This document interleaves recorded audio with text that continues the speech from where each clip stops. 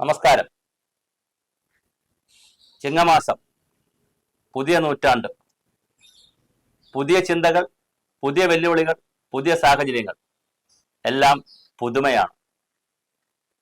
മനുഷ്യജീവിതത്തെ മുന്നോട്ട് നയിക്കുന്നത് ആശകളും പ്രത്യാശകളും ആഗ്രഹങ്ങളും ചിന്തകളും സ്വപ്നങ്ങളും തന്നെയാണ്. കല്ലിൽ നിന്ന് കമ്പ്യൂട്ടറിലെത്തിയത്, തീക്കൂട്ടത്തിൽ നിന്ന് ആണവ റിയാക്ടറിലേക്ക് പോയത്, കാടും മേടും പുഴകളും നദികളും വെള്ളവും ആകാശവും ശൂന്യാകാശവും ബഹിരാകാശവും എല്ലാം കൈപ്പിടിയിൽ ഒതുക്കി വിവരവിജ്ഞാന വിസ്ഫോടനത്തിന്റെ അനന്ത സാധ്യതകൾ തേടി മാനവരാശി ഓടി ലോകം കീഴ്മേൽ മറിച്ചു. മറുവശത്ത് ഇല്ലാതാകുന്ന പുഴകൾ, കുറയുന്ന വനങ്ങൾ, പ്രകൃതി വിഭവങ്ങൾ ഒന്നൊന്നായി കൈയൊഴിയുന്നു. അതോടൊപ്പം ദുരന്തങ്ങളും സാമൂഹ്യ ജീവിതം വല്ലാതെ പ്രതിസന്ധിയിലാകുന്നു. എന്താണ് വർത്തമാന ലോകത്ത്, കേരളത്തിലും ഭാരതത്തിലും ഈ ഭൂമി പ്രപഞ്ചമാകെ സംഭവിക്കുന്നത്? ആഗോളതാപനം, കാലാവസ്ഥാ വ്യതിയാനം, പുതിയ രോഗങ്ങൾ, പുതിയ ചിന്തകൾ ഒരു വശത്ത്. മാനവരാശി അന്വേഷണത്തിലാണ്. ഈ അന്വേഷണത്തിൽ നമുക്ക് നമ്മുടേതായ പങ്ക് നിർവഹിക്കാനുണ്ട്. പുതിയവ അറിയേണ്ടതുണ്ട്. പുതിയ ശീലങ്ങൾ ആവശ്യമുണ്ട്. ജീവിത രീതികൾ വളരെ പ്രധാനമാണ്. പ്രകൃതിയെ അറിയാതെ, പരസ്പരം കാര്യങ്ങൾ മനസ്സിലാക്കാതെ ഇനി നമുക്ക് ഒരിഞ്ചും മുന്നോട്ട് പോകാനാവില്ല. ഓരോ പ്രകൃതി പ്രതിഭാസങ്ങളും നമുക്ക് ദുരന്തങ്ങൾ സമ്മാനിക്കുന്നു. പുതിയ രോഗങ്ങൾ ഉണ്ടാകുന്നു. മാനവ ചിന്തകളിൽ മാറ്റമുണ്ടാകുന്നു. കുടുംബ ബന്ധങ്ങളിൽ കലുഷിതമായ പ്രശ്നങ്ങൾ ഉണ്ടാകുന്നു. മനുഷ്യന്റെ ഈ അശാന്തമായ ഓട്ടത്തിനിടയിൽ നന്മയുടെ വാക്കുകളുമായി, പുതിയ ചിന്തകളുമായി, പുതിയ സ്വപ്നങ്ങളുമായി, പറയേണ്ടതുപോലെ പറയേണ്ടിടത്ത് പറയുന്ന രീതിയിൽ, ആരെയും മുഖം നോക്കാതെ, ആരോടും പക്ഷപാതിത്വമില്ലാതെ, മാനവപക്ഷത്ത് നിന്ന്, ഹൃദയപക്ഷത്ത് നിന്ന്, ജനപക്ഷത്ത് നിന്ന് സംസാരിച്ചുകൊണ്ട് ഇന്നു മുതൽ പുതിയ ഒരു സംരംഭം ആരംഭിക്കുകയാണ്. ശരികളും തെറ്റുകളും ചൂണ്ടിക്കാണിക്കുന്നതിനപ്പുറം ഓരോരുത്തർക്കും അവരുടേതായ അനുഭവങ്ങളുണ്ട്, അവരവരുടേതായ വിദ്യാഭ്യാസ പശ്ചാത്തലമുണ്ട്, ജീവിത സാഹചര്യമുണ്ട്. അതെല്ലാം കോർത്തിണക്കി ഒരു പൂവിൽ വിരിയുന്ന പൂക്കളെപ്പോലെ, ഒരു ഹാരത്തിൽ ചേർക്കുന്ന, ഇണചേർക്കുന്ന വിവിധ വർണ്ണങ്ങളിലുള്ള വലിപ്പത്തിലുള്ള പൂക്കളെപ്പോലെ ഇതൊരു സർഗ ഭൂമികയാണ്, സംവാദ ഇടമാണ്. എല്ലാവർക്കും ഈ പുതിയ സംവിധാനത്തിലേക്ക്, പുതിയ ചിന്തയിലേക്ക്, പുതിയ വീതിയിലേക്ക്, പുതിയ പാതയിലേക്ക് സ്വാഗതം. ഇന്നിവിടെ നമ്മൾ ചർച്ച ചെയ്യപ്പെടുന്നത് ഏറ്റവും കാലിക പ്രസക്തമായ വിഷയമാണ്. പ്രകൃതിക്ക് ദുരന്തങ്ങളുണ്ടോ? പ്രകൃതിക്ക് ദുരന്തങ്ങളില്ല എന്ന് വിശ്വസിക്കുന്ന ആളാണ് ഞാൻ. എന്നാൽ ഓരോ പ്രതിഭാസങ്ങളും ദുരന്തങ്ങളായി മാറുകയും ചെയ്യും. ഭൂമിയിൽ സൂര്യനും ചന്ദ്രനും വായുവും വെള്ളവും കടലും ആകാശവും മണ്ണും സസ്യലതാദികളും മാനവരാശിയുമൊക്കെ ഉള്ളിടത്തോളം കാലം എല്ലാ ചലനങ്ങളുമുണ്ട്. കാർബൺ ചക്രവും നൈട്രജൻ ചക്രവും ജലചക്രവും സോളാർ സൈക്കിളും സൗരചക്രവും ഒക്കെയാണ് ഭൂമിയെ ചലിപ്പിക്കുന്നത്. ഭൂമിക്ക് ചലനമുള്ളിടത്തോളം കാലം ഇതെല്ലാം അനുസ്യൂതം അനവരതം സംഭവിച്ചുകൊണ്ടേയിരിക്കും. പക്ഷേ അതിനിടയിൽ മനുഷ്യർക്ക് ജീവഹാനി പറ്റാതിരിക്കാൻ, ജീവനും സ്വത്തിനും നാശം വരാതിരിക്കാൻ നാം ശ്രദ്ധിച്ചേ മതിയാവും. ഏറ്റവും കൂടുതൽ സാങ്കേതിക വിദ്യയിൽ മുന്നിൽ നിൽക്കുന്നുവെന്ന് ചിലപ്പോഴെങ്കിലും അഹങ്കരിക്കുകയും ലോകം ഞങ്ങളെ കണ്ടുപഠിക്കണമെന്ന് പറഞ്ഞ അമേരിക്ക ഉൾപ്പെടെയുള്ള രാജ്യങ്ങളിൽ കത്രീനയും നിരവധി കൊടുങ്കാറ്റുകളുമൊക്കെ ഉണ്ടാകുന്നു. നമ്മെപ്പോലുള്ള വികസിത രാജ്യങ്ങളിൽ, ആഫ്രിക്ക പോലുള്ള ദരിദ്ര രാജ്യങ്ങളിൽ നിരവധി രോഗങ്ങൾ, പ്രളയം, വരൾച്ച, പട്ടിണി, ദാരിദ്ര്യം, മഴ മാറുന്ന പ്രശ്നങ്ങൾ, പുതിയ പുതിയ പ്രതിസന്ധികൾ, കാലാവസ്ഥയ്ക്ക് മാറ്റമുണ്ടാകുന്നു. മഴയിലുണ്ടാകുന്ന മാറ്റത്തിനനുസരിച്ച് കടലിൽ രൂപപ്പെടുന്ന എൽനിനോയുടെയും ലാനിനോ പോലുള്ള പ്രതിഭാസങ്ങൾക്കനുസരിച്ച് കടൽ ആർത്തിരമ്പുന്നു. സുനാമികളുടെ രൂപത്തിൽ, കൊടുങ്കാറ്റുകളുടെ രൂപത്തിൽ, ചക്രവാതങ്ങളുടെ ഭാവത്തിൽ പുതിയ മഴകൾ വരുന്നു. മഴയ്ക്ക് വ്യത്യാസമുണ്ടാകുന്നു. കടലിൽ നിന്ന് കരയിലേക്ക് കയറുമ്പോൾ കര അതികഠിനമായി ചൂടാകുന്നു. സൂര്യനിൽ നിന്ന് വരുന്ന ചൂട് തിരിച്ചു പോകേണ്ടതുണ്ട്. അത് തിരിച്ചു പോകുമ്പോഴാണ്, ഭൂമിയിലും കടലിലും ഒക്കെ പതിച്ച് തിരിച്ചു പോകുമ്പോഴാണ് കൂടുതലായി ഭൂമിയെ, അന്തരീക്ഷത്തെ ചൂടാക്കുന്നത്. പക്ഷേ തിരിച്ചു പോകുമ്പോൾ അതിന് സ്വതന്ത്രമായി തിരിച്ചു പോകാൻ കഴിയാത്ത രീതിയിൽ കാർബൺ വാതകങ്ങൾ അന്തരീക്ഷത്തിൽ നിറഞ്ഞു നിൽക്കുന്നു. സ്വാഭാവികമായി ഒരു കുട പോലെ കാർബൺ പാദങ്ങൾ നിൽക്കുമ്പോൾ ഇവയ്ക്ക് ചൂടിനും പ്രകാശത്തിനുമൊക്കെ പരന്ന് വ്യാപിച്ച് ഒരു ചാക്രിക വ്യവസ്ഥയിലേക്ക് മാറുന്നതിന് ബുദ്ധിമുട്ടുണ്ടാകുമ്പോൾ അത് ഭൂമിയുടെ അന്തരീക്ഷത്തിൽ നിന്ന് നിലനിൽക്കുകയാണ്. അതിന്റെ ഭാഗമായി ഭൂമിക്ക് ചൂട് കൂടുന്നു. ചൂട് കൂടുമ്പോൾ മഞ്ഞുമലകൾ ഉരുകുന്നു, കടൽ നിരപ്പ് ഉയരുന്നു, മഴയുടെ വ്യത്യാസമുണ്ടാകുന്നു. മഴയിലുണ്ടാകുന്ന വ്യത്യാസം കരഭാഗങ്ങളിൽ മഴക്കാലത്ത് പ്രളയം, വെള്ളപ്പൊക്കം, വെള്ളക്കെട്ട്, എത്രയെത്ര ദുരിതങ്ങൾ. വേനലെന്ന മഴ മാറിയാലോ വേനലിന്റെ വറുതി.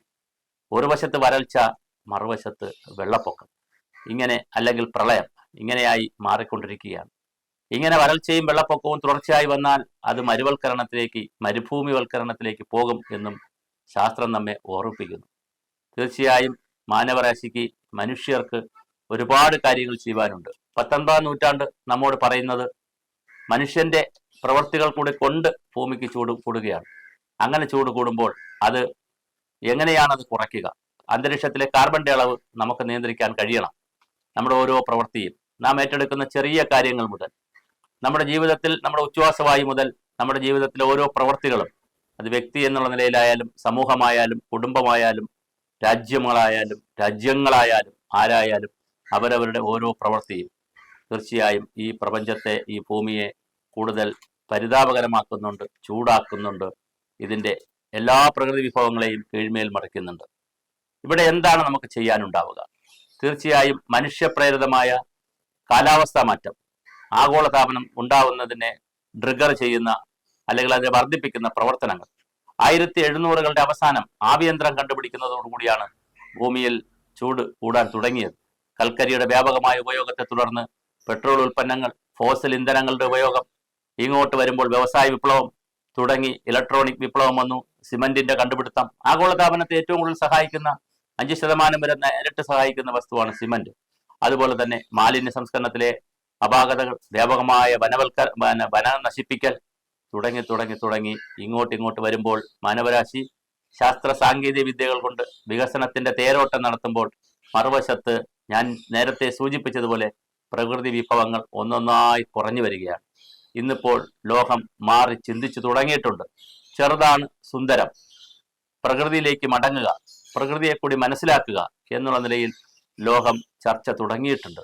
ഐക്യരാഷ്ട്രസഭയുടെ സുസ്ഥിര വികസന ലക്ഷ്യങ്ങളിൽ തന്നെ ഏറ്റവും പ്രധാനപ്പെട്ട ഒരു ഇനമായി ജലസംരക്ഷണം, മണ്ണ് സംരക്ഷണം, അതുപോലെ തന്നെ മാലിന്യ സംസ്കരണം, നഗരങ്ങളിൽ ഹരിത വീതികൾ, ഹരിത കെട്ടിടങ്ങൾ, അതുപോലെ തന്നെ പ്രകൃതിയെ തിരിച്ച് കൊണ്ടുവരൽ, അതായത് കുളങ്ങളും തോടുകളും നദികളും പുഴകളും കഴിയുന്നത്ര സൂക്ഷ്മവനങ്ങളുമെല്ലാം പരമാവധി സംരക്ഷിച്ചുകൊണ്ടുള്ള പുതിയ വികസന പാത വേണമെന്നാണ് ലോകം സഞ്ചരിക്കുന്നത്.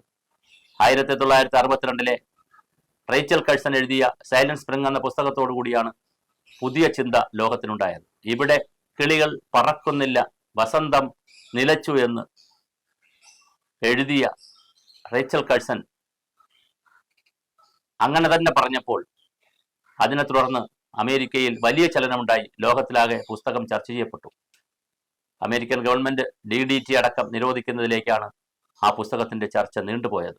അതിനെ തുടർന്ന് 72 ഐക്യരാഷ്ട്രസഭയുടെ സമ്മേളനം ചേരുന്നു. വികസനവും പരിസ്ഥിതിയുമായി ബന്ധപ്പെട്ട പുതിയ ചർച്ചകൾ നടക്കുന്നു. ഇന്ത്യയുടെ അന്നത്തെ പ്രധാനമന്ത്രിയായിരുന്ന ശ്രീമതി ഇന്ദിരാഗാന്ധി അടക്കം ആ ചർച്ചയിൽ പങ്കെടുക്കുന്നു. അങ്ങനെ അതിനുശേഷമാണ് ഇന്ത്യയിൽ വന്ന് പശ്ചിമഘട്ട മലനിരകൾ, ഇന്ത്യയുടെ പടിഞ്ഞാറ് തീരത്ത് കിടക്കുന്ന, കേരളത്തിന്റെ കിഴക്കൻ തീരങ്ങളിൽ കിഴക്ക് ഭാഗത്ത് സ്ഥിതി ചെയ്യുന്ന പശ്ചിമഘട്ട മലനിരകളെ സംരക്ഷിക്കാൻ, ഇന്ത്യയുടെ വടക്ക് ഭാഗത്തെ ഹില്ലുകൾ സംരക്ഷിക്കാൻ ഹിൽ ഏരിയ ഡെവലപ്മെന്റ് പ്രോഗ്രാം, പടിഞ്ഞാറ് വശത്തുള്ള വെസ്റ്റേൺ ഗാർഡ് ഡെവലപ്മെന്റ് പ്രോഗ്രാം ഒക്കെ വരുന്നത് അതിനെ തുടർന്നാണ്. പക്ഷെ ഇപ്പോഴും നാം ഇങ്ങനെയൊക്കെ സഞ്ചരിച്ച് വീണ്ടും പോകുമ്പോഴും ഒരുപാട് പദ്ധതികൾ വന്നുവെങ്കിലും, നാം സാക്ഷരരായെങ്കിലും, ഒരുപാട് കാര്യങ്ങളിൽ നാം മുന്നോട്ട് പോയെങ്കിലും പ്രകൃതിയെ കൈകാര്യം ചെയ്യുന്നതിൽ, പ്രകൃതി വിഭവങ്ങൾ അതിൻ്റെ സൂക്ഷ്മതയിൽ ശാസ്ത്രീയമായി സമഗ്രമായി പരിപാലിക്കുന്നതിൽ നമുക്ക് എവിടെയൊക്കെയോ പിഴച്ചുവെന്ന് പറയാനാകില്ല. പക്ഷേ ഒരു അന്വേഷണം ആവശ്യമുണ്ട്. എവിടെയാണ് നമുക്ക് പിഴയ്ക്കുന്നത്? ബഹിരാകാശത്ത്, ശൂന്യാകാശത്ത്, ചന്ദ്രനിൽ വെള്ളമുണ്ടോ എന്ന് നമുക്ക് കണ്ടുപിടിക്കാൻ അറിയാം. കാൽക്കീഴിലെ മണ്ണൊലിച്ചു പോകുന്നതും കൺമുന്നിലെ വെള്ളമില്ലാതാകുന്നതും, മഴയ്ക്ക് രൗദ്രഭാവമുണ്ടായാൽ അത് ഉരുൾപൊട്ടലായും വെള്ളപ്പൊക്കമായും പ്രളയമായും നമ്മെ മാനവരാശിയടക്കം കൊണ്ടുപോകുന്നത് മനസ്സിലാക്കാൻ ഇനിയും നമുക്ക് കഴിഞ്ഞിട്ടില്ലയോ? വളരെ ലളിതമായ ചോദ്യങ്ങളാണ്. ഈ ചോദ്യങ്ങളുമായി വിവിധ വിഷയങ്ങൾ, സാമൂഹ്യ വിഷയങ്ങൾ നമുക്ക് ചർച്ച ചെയ്യപ്പെടേണ്ടതുണ്ട്. നമുക്കതിന് ഉത്തരം തേടേണ്ടതുണ്ട്. മനുഷ്യർ മുന്നോട്ട് പോകുന്ന യാത്രയിൽ ഉത്തരങ്ങൾ തേടി തേടി തന്നെയാണ് മുന്നോട്ട് പോയിട്ടുള്ളത്. അന്വേഷണം തന്നെയാണ് അവരെ മൃഗങ്ങളിൽ നിന്ന് വേർതിരിച്ച് ഉയരങ്ങളിൽ എത്തിച്ചത്. ഞാൻ സൂചിപ്പിച്ചതുപോലെ വനാന്തരങ്ങളിൽ താമസിച്ചിരുന്ന, കേവലം കായ്കനികൾ കഴിച്ചും കാട്ടരുവിയിലെ വെള്ളം കുടിച്ചും വന്യമൃഗങ്ങളിൽ നിന്ന് മാറി സുരക്ഷിതമായി മാത്രം താമസിച്ചിരുന്ന മനുഷ്യർ യാത്ര ആരംഭിച്ചപ്പോൾ മുതൽ അന്വേഷണം ആരംഭിച്ചു.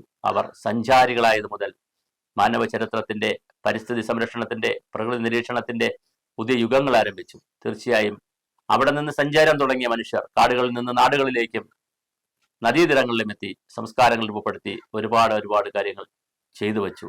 ഇത്തരം കാര്യങ്ങളെക്കുറിച്ചുള്ള ചിന്തകൾ, പുതിയ രീതികൾ, ശീലങ്ങൾ ഒക്കെ നമുക്ക് കൊണ്ടുപോകേണ്ടതുണ്ട്. അതിലൂടെ മാത്രമേ ഒരു സൂക്ഷ്മജീവി, ഒരു വൈറസ് വന്നപ്പോൾ, കോവിഡ് എന്നും കൊറോണ എന്നും പേരിലൊക്കെ ഒരു ചെറിയ വൈറസ് വന്നപ്പോൾ മാനവരാശി ലോകമാകെ ഒന്ന് കുടുങ്ങി.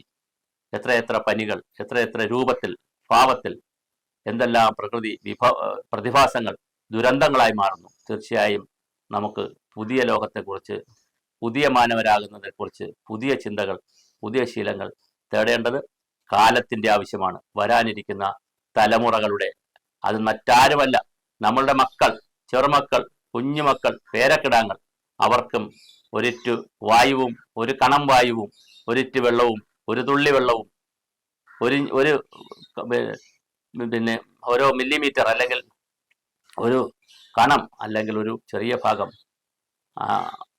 മണ്ണും ഒക്കെ ഇവിടെ സൂക്ഷിക്കേണ്ടതുണ്ട്, മലിനമാകാതെ. അതിനുള്ള ചിന്തകളും ചർച്ചകളുമായി നമുക്ക് മുന്നോട്ട് പോകാം.